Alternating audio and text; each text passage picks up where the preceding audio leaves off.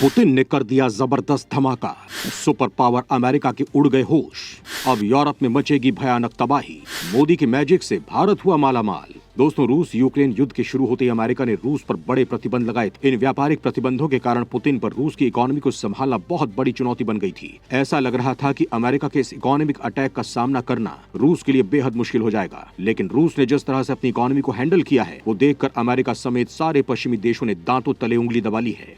दोस्तों, अब जब हालात काबू में आ गए हैं तो रूस ने अमेरिका समेत उन सारे देशों को मजा चखाने का ऐलान कर दिया है जिन्होंने युद्ध की शुरुआत में उस पर प्रतिबंध लगाया था। पुतिन के इस ऐलान के बाद पश्चिमी देशों के होश उड़ गए हैं। अमेरिका की सिट्टी पिट्टी गुम है। नेटो देशों को जबरदस्त झटका लगा है, जबकि भारत को इससे जबरदस्त फायदा होने वाला है। दोस्तों, सवाल उठता है कि आखिर रूसी राष्ट्रपति ने क्या ऐलान किया है? रूस के किस एक्शन को लेकर दुनिया में हंगामा मचा हुआ है? भारत को क्या फायदा होने वाला है? युद्ध के वक्त मोदी के किस एक्शन के मुरीद हो गए हैं राष्ट्रपति पुतिन? तो दोस्तों, भारत और रूस की दोस्ती का जलजला पूरी दुनिया में कायम है। भारत रूस के कितने करीब है इसका अंदाजा इसी बात से लगाया जा सकता है कि रूस ने भारत के लिए एक नहीं कई बार अपने वीटो का इस्तेमाल किया है। भारत रूस से अपने 70% से ज्यादा हथियार खरीदता है। पाकिस्तान के साथ युद्ध में रूस ने खुलकर भारत की मदद की थी। वहीं जब रूस यूक्रेन युद्ध की शुरुआत में अमेरिका ने रूस पर प्रतिबंध लगाए थे तो भारत पर सारे पश्चिमी देशों ने दबाव बनाने की कोशिश की थी कि वो भी रूस का बहिष्कार करें। लेकिन भारत ने क्लियर कर दिया था कि वो कोई भी डिसीजन अपने देश के हितों को ध्यान में रखकर लेगा। इतना ही नहीं, इस मौके पर भारत ने अरब देशों से तेल आयात कम करके रूस से ज्यादा तेल खरीदना शुरू कर दिया था। रूस ने भारत को बम्पर ऑफर दिया था जिससे भारत को अपनी महंगाई को कंट्रोल करने में बहुत ज्यादा मदद मिली। सवाल ये उठता है दोस्तों कि भारत ने रूस से कितना तेल आयात शुरू किया था, इसके पीछे की वजह क्या थी? तो दोस्तों, गल्फ देशों का संगठन OIC तेल निर्यात के दम पर दुनिया को अपना दबदबा दिखाना चाहता था। वो पाकिस्तानी प्रोपेगेंडा के तहत कश्मीर पर भारत विरोधी बयान दे रहा था। इसके अलावा भी कई मौकों पर इस संगठन ने कुछ ऐसी हरकत कर दी जो भारत को हजम नहीं हुई और गल्फ देशों की इस हरकत पर प्रधानमंत्री मोदी का माथा ठनक गया। उन्होंने खुलकर कहा कि भारत का लक्ष्य अपनी तेल खपत को कम करना है। वहीं इससे पहले तेल का आयात अरब देशों से कम करना है। और प्रधानमंत्री का यह कथन केवल कहने तक सीमित नहीं रहा दोस्त। तुरंत ही भारत ने अरब देशों से आयात को बेहद कम कर अपना सारा तेल आयात रूस से करना शुरू कर दिया। रूस पर इस वक्त अमेरिका ने बैन लगाकर रखा हुआ है। ऐसे समय में रूस का निर्यात बंद होने की वजह से रूस को आर्थिक संकट का सामना करना पड़ रहा था। लेकिन जब भारत ने रूस से तेल खरीदना शुरू किया तो रूस को उससे बहुत मदद मिली। रूस ने भारत को तेल पर बम्पर छूट दी। इससे भारत को अपनी महंगाई को कंट्रोल करने में मदद मिली। पश्चिमी देश भारत के इस कदम से जल भुन कर राख हो गए। लेकिन भारत के स्पष्ट रुख के कारण भारत के खिलाफ कोई कुछ कह ही नहीं पा रहा था, जिससे अरब देशों की हेकड़ी निकल गई थी। फरवरी तक भारत को आयात होने वाले क्रूड ऑयल में रूसी तेल की हिस्सेदारी ना के बराबर थी। उसके बाद से रूसी तेल की हिस्सेदारी 50 गुना से भी ज्यादा बढ़ गई है। भारतीय रिफाइनरीज सस्ते तेल से अपने भंडार भर रही हैं। आपको बता दें कि जून महीने में भारत को रूस से रोजाना 12 लाख बैरल क्रूड ऑयल की सप्लाई हुई, जबकि इस अवधि में इराक से रोजाना 10 लाख बैरल और सऊदी अरब से 6.62 लाख बैरल कच्चे तेल का आयात हुआ। तो दोस्तों, इसी वजह से रूस ने अब भारत के व्यापार के लिए बड़ा बाजार खोल दिया है,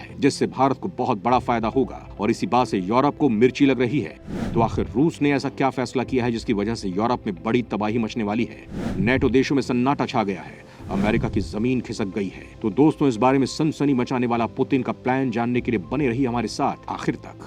नेटो के खिलाफ रूस ने लिया तगड़ा एक्शन। दोस्तों, अमेरिका और उसके दर्जन भर सहयोगी देशों ने रूस पर सख्त प्रतिबंध लगाए हुए हैं। लेकिन अब रूस ने प्रतिबंध लगाने वाले देशों पर करारा प्रहार किया है और रूस ने अपने बाजार को अमित्र देशों की लिस्ट बनाते हुए बंद कर दिए हैं।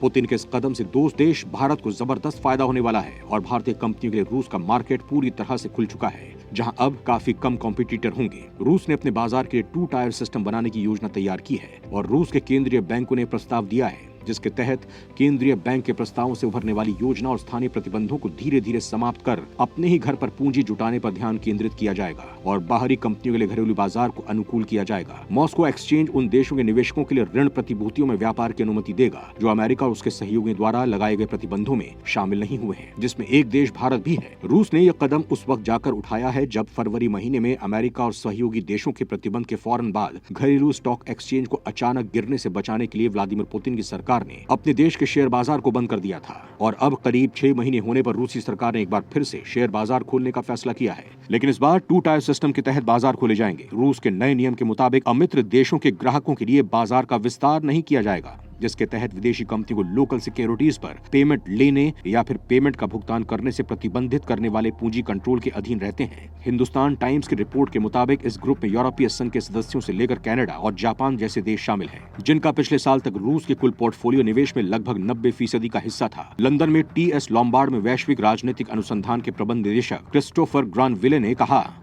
शुरुआत में ये स्थिति को स्थिर करने के लिए एक आवश्यक पूंजी नियंत्रण था, लेकिन अब ये फैसला फिर से वापसी करने का है और पश्चिमी देशों द्वारा लगाए गए अभूतपूर्व प्रतिबंधों से पार पाने का है। रूसी केंद्रीय बैंक और वित्त मंत्रालय के पूर्व अधिकारी ओलेग व्यूगिन ने कहा, परिस्थितियों को देखते हुए उन देशों के साथ व्यापार और वित्तीय संबंध विकसित करना आवश्यक होगा जो रूस के साथ ऐसा करने के लिए तैयार है। यानी भारत उन देशों में शामिल होगा जिसके रूस के साथ व्यापार पिछले 3 महीनों में कई गुना बढ़ चुके हैं और रूस अब विश्व का दूसरा देश बन चुका है जो भारत को सबसे ज्यादा तेल बेचता है।